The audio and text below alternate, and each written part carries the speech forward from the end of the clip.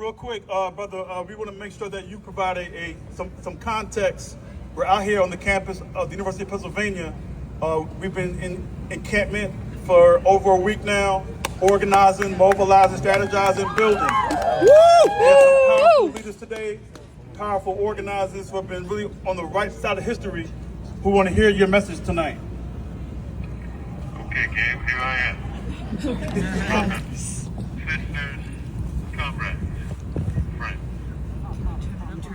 What are you doing? Think about that question. What are all of you doing? And why are you being punished and threatened by the state? Think about that. If you think about it, the answer should be as obvious as it is shocking. You are protesting against genocide, protesting against mega violence, paid for in large part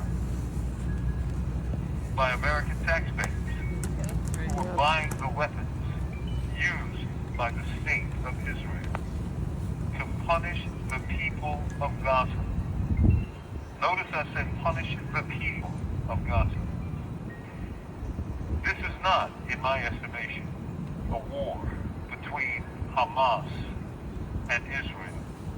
It's a war between Israel and the people of Gaza, the people of Palestine. If 80% of your targets are not members of Hamas,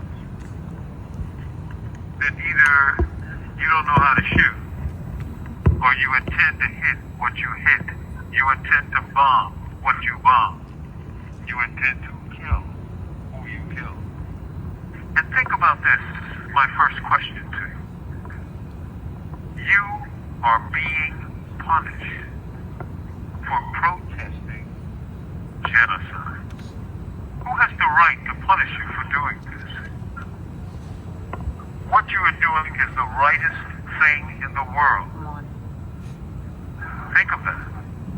The state itself. This is a call from Pennsylvania State Correctional Institution, Mahanoy. This call is subject to recording and monitoring. And by the state, I mean the United States, is buying, or selling, I should say, 2-ton bombs for Israel to drop on the homes, the universities, the schools, the mosques, the stores, the apartment buildings, the homes, and now the tents of Palestine. Who is on the side of right, and who is on the side of wrong? These are questions that you have to grapple with, and you have to understand the nature of the state, the nature of the United States, the nature of client states, the nature of settler colonialism as it depersonalizes, dehumanizes, disappears, destroys, and really treats the Palestinians as if they are not human beings. But you all know better. If you didn't know that human beings are suffering indescribably, that today they are the wretched of the earth, if you didn't know that, you wouldn't be there. You're there because your hearts, your minds, your souls have been touched and moved to take to the streets, to build an encampment, and to fight for the lives, the liberties, the liberation of a people in Palestine. For that, you are not to be punished. You should be awarded. You're doing the most human thing you can do. This is a call from Pennsylvania State Correctional Institution, Mahanoy. This call is subject to recording and monitoring. So I don't know what your administrators are going to say. I have an idea, but I don't know. I don't know what your government is going to say. Right. I have an idea, but I don't know. But as for me, I am going to commend all of you for doing the work of saving the lives of the most oppressed people in this era. I thank you all, and I love you all. I admire you. With love, not fear. This is Mumia Abu-Jamal. Give it up, give it up!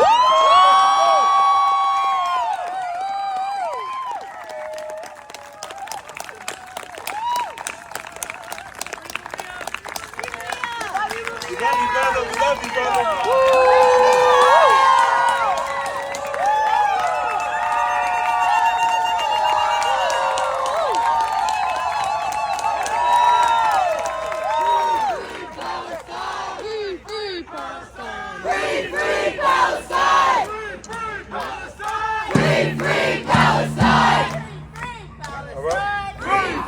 How about a brick by brick, wall by wall? Hello? Mumia, Abu-Jamal.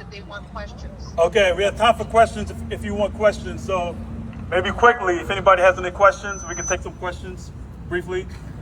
I would say just come to the microphone very, very, very, very fast. If you have a question. Very, very fast. Dear beloved brother, Mumia Abu-Jamal. You got one. See, he's got one. Right here, come in. Wait. Real quick. My question is, why do you say cease the occupation rather than ceasefire now? Because the ceasefire is a short-term interim affair. And the real problem is not ceasing the fire, but ceasing the occupation. Right. And the occupation is the situation of oppression that gives rise to everything that's happening over there. The people oppressed have a right to fight their oppression. Any means necessary is what Malcolm said. We have another question here too. Hi, Mumia. I want to say first, it's an honor to get to speak to you. And my question is, I know it's maybe a basic question, but what advice do you have for young comrades and organizers, and what did you wish you had known at a younger age? Sorry if that sounded worded awfully, but... No, I understand you. Thank you. It's the hardest thing in the world for a young person to be patient, but you gotta be patient. You gotta talk to people, and you have to listen to people, and you have to talk to them with love in your heart. Not arrogance, but with love. All right. Thank you, Mumia. Hi. I was wondering if you had any constructive critiques of our nascent student movement and general communal movement as you have observed it thus far. I don't know what the degree of coverage you've received in prison is, but... Well, we get, really we get propaganda from the corporate press. But here's the kicker. You're going to make mistakes. Why? Because you're human. We all make mistakes.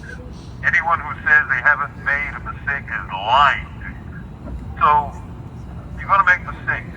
But, the question is, what moves your heart to do this work? When I was in the Black Panther Party, we did what we did for free because we believed in socialism. We didn't get paid.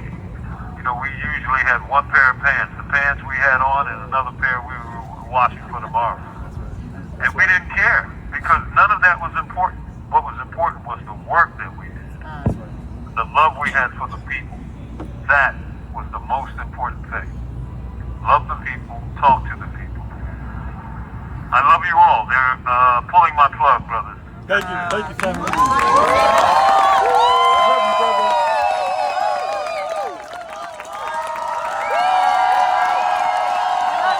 We love you, Mumia. Free Mumia. Free Mumia. Free Mumia. Free Mumia. Free Mumia Abu-Jamal. We're going to bring this chant back tomorrow. Brick by brick, wall by wall, we're going to free Mumia Abu-Jamal. Say it. Come on. Who? Ha.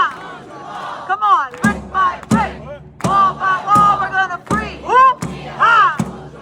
Come on. Brick by brick, wall by wall, we're going to free. Who? Ha. Abu-Jamal. Last one. Brick by brick, wall by wall, we're going to free. Who? Ha. That's right.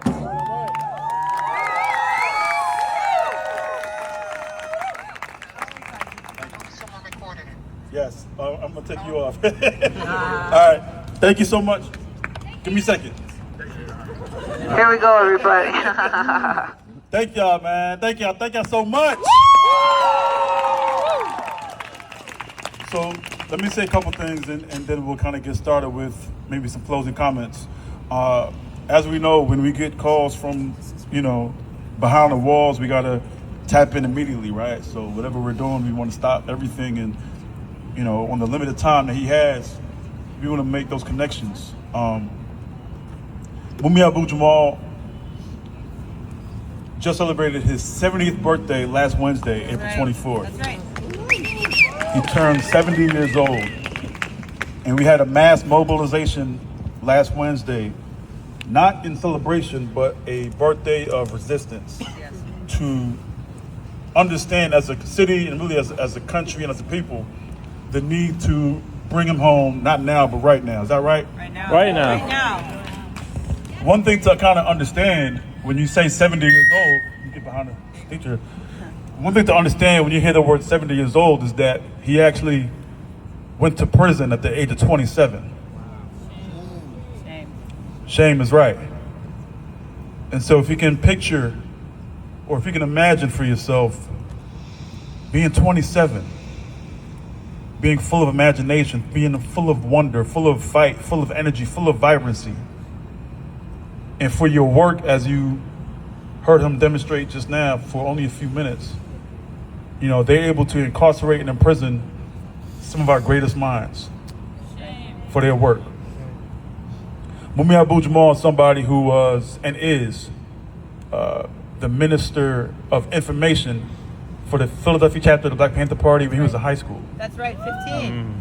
At the age of 15 years old, he was already organizing down at Ben Franklin High School, right at Broader Spring Garden. He was one of the initial organizers who was part of the team that said, you know what, maybe we need to change the name of our high school from Ben Franklin High School to Malcolm X High School. That was a serious fight. That was a serious rumble. And the reality is that he went on to not only take that energy and those efforts as he lived right up the street in North Philadelphia, but he understood what it took to understand the importance of voice, right? And how to provide propaganda for the right terms, right? For the right fight. And so when he would go on to utilize the radio, when he would go on to utilize his writing, as you all have heard, he's got one of the most greatest voices that's ever been provided, on humankind. And I think this is a direct illustration of his commitment to people and to liberation. Yes. The same year that he's incarcerated in prison in 81, literally Philadelphia Magazine gave him an award of being one of the 81 people to watch for that year because of his journalistic work. Same year. So already the state, the city was already acknowledging his vast experience and more importantly, his vast contribution. And so then on December the 9th, 1981, the enemy of ours will tell you the lie that he committed a crime in the killing of a police officer. Since that day up till now, he has always spoken truth to power about his innocence. Many movement lawyers, many cities around the world, and many researchers have made two comments. They said that when they observe all the available evidence and that when they observe all the available information, not only is Mumia Abu-Jamal factually innocent, he's actually legally not guilty. Those are two powerful statements to make for an individual who's been serving time now going on 43 years. And so through the years and through the decades, we've been able to mobilize and galvanize around the world. He's arguably one of the most well-known political prisoners. But what's most important about his legacy, I think more than anything else, is not the things that he did at 15, not going to prison at 27.